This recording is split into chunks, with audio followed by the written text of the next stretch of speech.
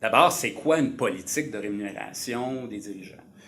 Essentiellement, ce à quoi on pense quand on pense à une politique de rémunération des dirigeants, c'est d'agencer, de doser les différents éléments qui composent l'enveloppe de rémunération. On pense à 6, on peut aller jusqu'à 6 éléments: salaire de base, bonification, intéressement à long terme, arrangement de retraite, gratification, avantages sociaux ou assurance collective. Hein? Donc, tout ça va venir s'agencer. L'organisation, en réfléchissant à sa politique de rémunération pour ses dirigeants, voudra peut-être utiliser ces différents outils-là, hein, comme on utilise différents outils lorsqu'on construit quelque chose, et pourra doser leur utilisation selon les besoins de l'organisation en tant que telle. Donc ça, c'est pour ce que c'est une politique de rémunération de dirigeants.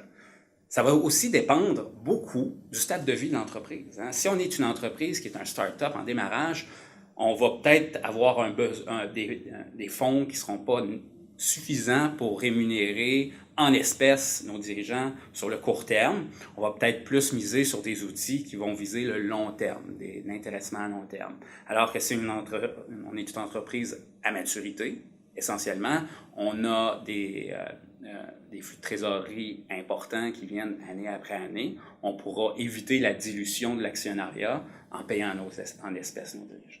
Lorsque vient le temps d'élaborer une politique de rémunération des dirigeants, on va s'appuyer sur 3 principes fondamentaux: la structure, les valeurs ou la culture de l'entreprise, ainsi que les objectifs de l'organisation. Si je parle d'abord de la structure, on parle de la forme juridique de l'entreprise, qu'il s'agisse d'une société d'État, société privée ou cotée en bourse, d'un organisme à but non lucratif. Les outils qu'on pourra utiliser dans chacune de ces formes d'entreprise-là vont être différents, bien sûr. Aussi, la façon dont on pourra les utiliser va être fortement différenciée. Quand on parle structure, on parle de ça, mais on parle aussi de la façon dont est organisée l'entreprise. C'est-à-dire, est-ce qu'on est une organisation très pyramidale avec plusieurs couches de hiérarchique?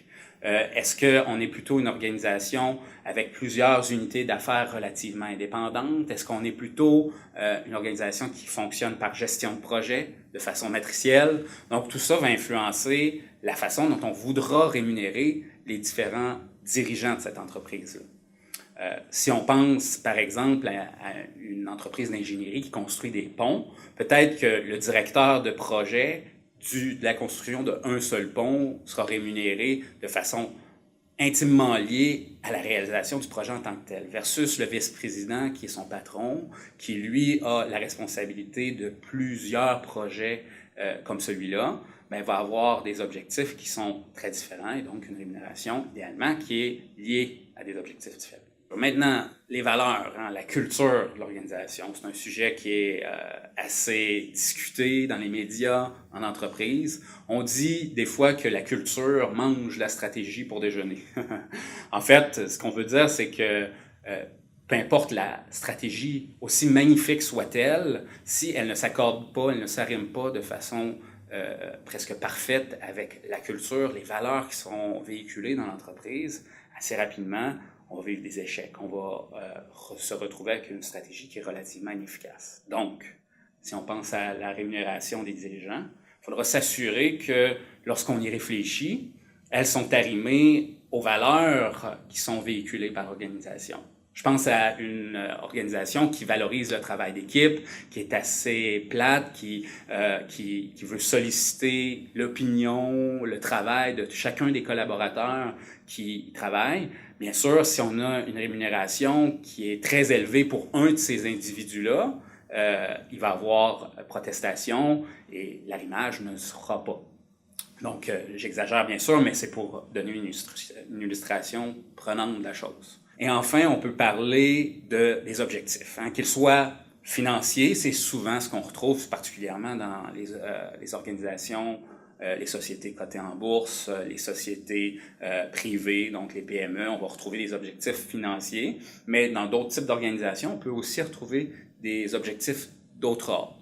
L'essentiel, dans tous les cas, ça sera de tenter d'arrimer les objectifs de l'organisation avec la façon dont on paye nos dirigeants. si ces objectifs-là sont humains, qu'on pense par exemple à un organisme d'aide aux immigrants, ben peut-être qu'il y aura des quotas d'accueil par année, on veut rencontrer notre budget, mais tout ça, ce sont des objectifs très louables et surtout qu'on pourra quantifier et utiliser pour rémunérer nos dirigeants. De la même façon, si on parle d'objectifs de profitabilité ou de flux de trésorerie, de croissance dans les revenus, tout ça peut faire partie de la façon dont on réfléchit aux différentes composantes de notre politique. Tout ça, bien sûr, intervient, sert de base à la façon dont on amène notre politique de rémunération, mais il y a aussi d'autres facteurs qui interviennent. On peut penser à la géographie. Où est-ce qu'on se retrouve dans le monde? Est-ce qu'on est seulement au Québec? Est-ce qu'on est au Canada?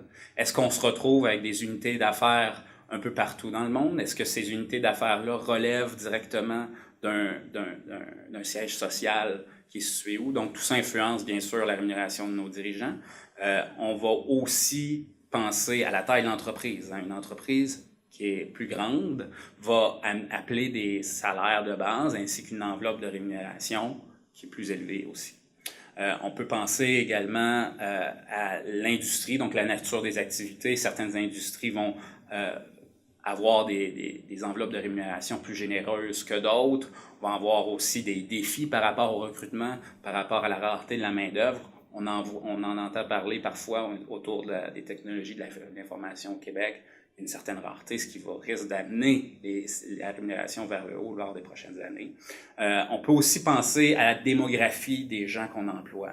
Si on embauche des dirigeants qui ont 35-40 ans, versus des dirigeants qui sont peut-être plus en fin de carrière, il y aura une façon d'utiliser nos outils qui va être fortement différenciée. Plus j'approche ma fin de carrière, plus je mets d'importance sur les arrangements de retraite, versus si je suis en début de carrière, j'ai une hypothèque, mon salaire de base est important, bien ça va influencer la façon dont on va composer la politique. Tout ça pour dire que si on a une bonne politique en place qui prend en compte tous ces facteurs-là, c'est bien bon, on va avoir une bonne politique, mais ce qui va manquer, c'est la communication. Si on se retrouve avec une excellente politique, elle ne vaudra jamais un sou tant aussi longtemps qu'on ne la communique pas de façon efficace et surtout de façon à ce que les dirigeants la comprennent bien et en monnaie les fruits, si on veut, c'est-à-dire réalisent les objectifs de la dite politique. Bref, une bonne politique, il s'agit de trouver un équilibre, c'est-à-dire doser les différents outils qui font partie de notre coffre et les faire de façon à ce que l'entreprise atteigne ses objectifs.